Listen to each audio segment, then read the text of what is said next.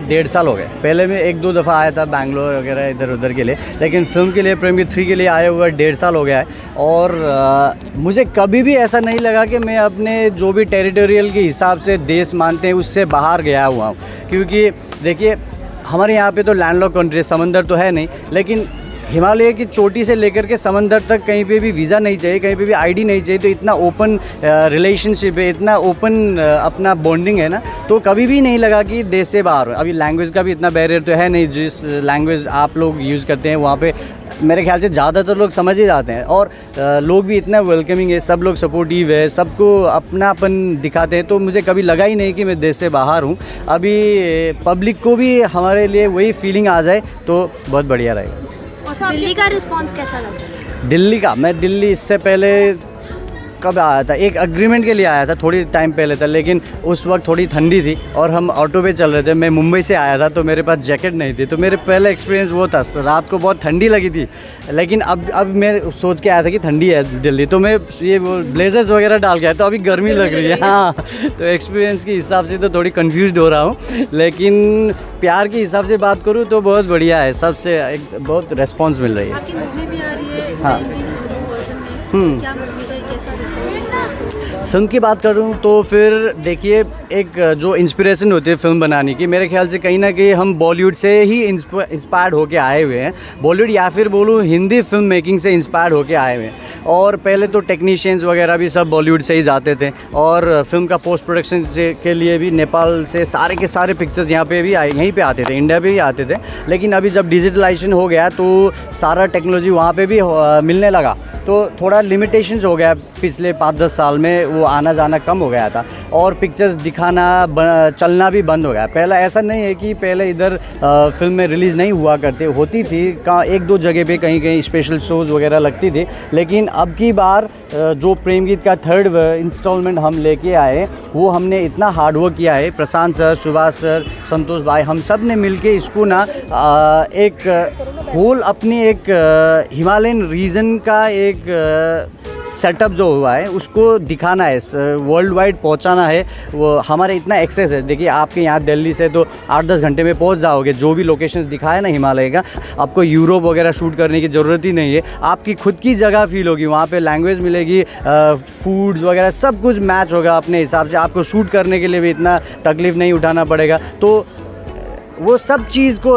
मद्देनज़र रखते हुए हमने सोचा कि इंडियन ऑडियंस को अपना ये फिल्म हिंदी में डब करके दिखाना चाहिए। और सुभाष सर और प्रशांत सर ने इसमें बहुत बड़ी सपोर्ट की हमको। तो देखते हैं, अभी रिजल्ट आना बाकी है, एग्ज़ाम दे रहे हैं अभी तक। और भी आपकी इस मूवी का 3rd पार्ट है जो वर्ल्ड वाइड रिलीज हो रहा है, जिसका कैसा फील कर रहे हो, आपकी क्या एक्सपेक्टेशंस है? ये तो मेरे से भी ज़्यादा होल नेपाली फिल्म इंडस्ट्री के लिए बहुत बड़ी फ़ख्र की बात है, क्योंकि 50-60 साल की नेपाली फिल्म के हिस्ट्री में ये पहली दफ़ा हो रही है। ऐसा होल वर्ल्ड वाइड ऐसे थिएट्रिकल रिलीज़ कभी किसी भी फिल्म को नहीं मिली नेपाली पिक्चर को। 1-2 जगह पे स्पेशल शोज़ वगैरह हुई थी, लेकिन अभी देखिए उससे भी बड़ी बात क्या हो गई कि इतने अच्छे अच्छे लोग जुड़ गए हैं, जिसको देख देख के और हम बड़े हुए थे, जिसको सुन सुन के हम बड़े हुए थे, वो सब के साथ मिल के काम कर रहे हैं। तो आज के डेट में एज एन एक्टर तो मैं अपने आप को बहुत लकी फील कर चुका हूँ। लेकिन अगर ये रिलीज़ के बाद अगर एक सक्सेस कर लेता है तो सारा नेपाली इंडस्ट्री के लिए अपने आप में ये एक हिस्ट्री क्रिएट होगी। सर मैं जानना चाहूँगी आपसे, जैसे कि आपने अभी बोला कि हम लोग सब बोले इंस्पायर होके आप लोग बॉलीवुड से ही आते हैं, यहाँ पे कर रहे हैं, तो बॉलीवुड में अभी बाइकआउट का बहुत ज्यादा जोश चल रहा है जी। तो आप क्या कहना चाहोगे उसके बारे में? कहीं उससे इंस्पायर होके कहीं आपकी बंगाल नेपाली उसमें भी अगर बाइकआउट का अच्छा शुरू हो गया तो? नहीं, ऐसा होता है। बॉयकट के जगह मेरे ख्याल से गर्ल कट करते तो ठीक रहता। गर्ल कट मतलब ऐसा होता है, नेपाल में ना गर्ल्स को फ्री एंट्री होती है क्लब में, सो दैट बॉयज अपने आप पीछे पीछे चले आते हैं। नहीं ठीक है, तो अगर जिसका भी इंटेंशन है किसी को गिराऊं या फिर किसी को एक सबक सिखाऊं, उस हिसाब से इंटेंशन है तो फिर गर्ल कट कर दें, बॉयज़ गर्ल दोनों एक साथ ही हो जाए। और इंडस्ट्री को मेरे ख्याल से क्या करना है, उनको भी गर्ल कट करना है। गर्ल का मतलब बातें होती है ना, बातें कम करके काम पे फोकस करो तो फिर ये बॉय कट की नौबत ही नहीं आती ना। तो गर्ल कट करते हैं सब, बातें कम करते हैं, बस काम करते हैं। तो आप कितनी मेहनत आपको लगती है अपने इस काम में कि हाँ भाई आप चल रही है, मेहनत चल रही है, उसके बाद भी लोग वो रिस्पॉन्स नहीं दे रहे हैं, ऐसा कुछ आपको लगता है? क्योंकि जो अभी रिसेंट भी मूवीज रिलीज हुई हैं उनमें मेहनत काफी दिखी है, लेकिन वो रिस्पांस नहीं मिला है। इंडो नेपाल को बहुत अभी रिस्पांस मिल रहा है। सारी जगह से प्यार मिला है। जिससे इंस्पायर्ड है बॉलीवुड से, लेकिन उसे अच्छा रिस्पॉन्स नहीं मिला। नहीं, ऐसा है, इंस्पिरेशन तो कहीं से भी ले सकते हैं, लेकिन काम अलग ही रहता है ना। आप कोई किसी से इंस्पायर्ड होने का मतलब कॉपी थोड़ी ना है। इंस्पायर्ड मतलब है सोर्स ऑफ इंस्पिरेशन के हिसाब से।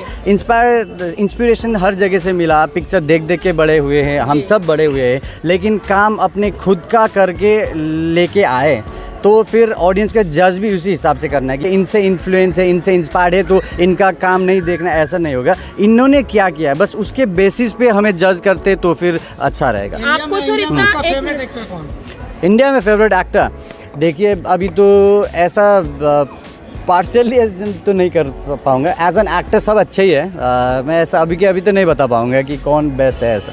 सर मैं जानना चाहूँगी, जैसे आपने बोला इंस्पायर होकर आप करते हैं, तो आप बॉलीवुड में अपनी डेब्यू कब, क्योंकि अब नेपाली इंडस्ट्री में काफी ज्यादा लोग आपको पार करते हैं, आपने अभी देखा हमने कितने आपके फैंस हैं यहाँ पर, तो काफी प्यार आपको वहाँ से मिलता है। तो बॉलीवुड में आने के लिए, डेब्यू करने के लिए आज के डेट पे, मेरे ख्याल से आज के डेट पे कोई भी बैरियर नहीं बची है।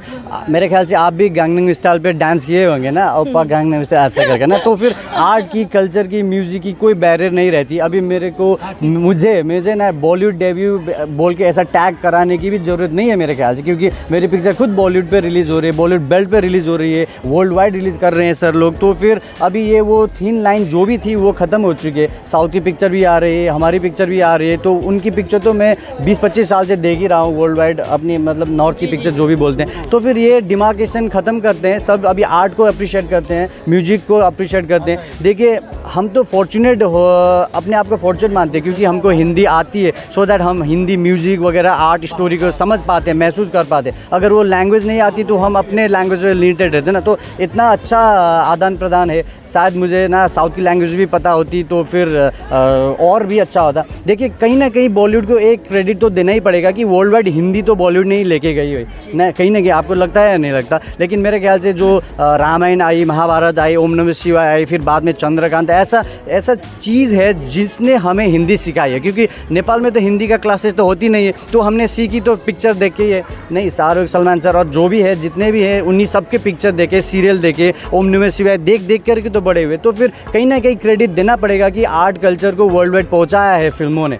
तो फिर ऐसा बॉयकॉट वगैरह की वजह अच्छी काम की तरफ फोकस करते हैं, और वही है जो आपने अभी पूछा। Thank you sir, thank you. आपने हमारा चैनल सब्सक्राइब नहीं किया है तो हमारे चैनल को भी सब्सक्राइब कीजिए और साथ ही बेल आइकन को भी प्रेस कीजिए।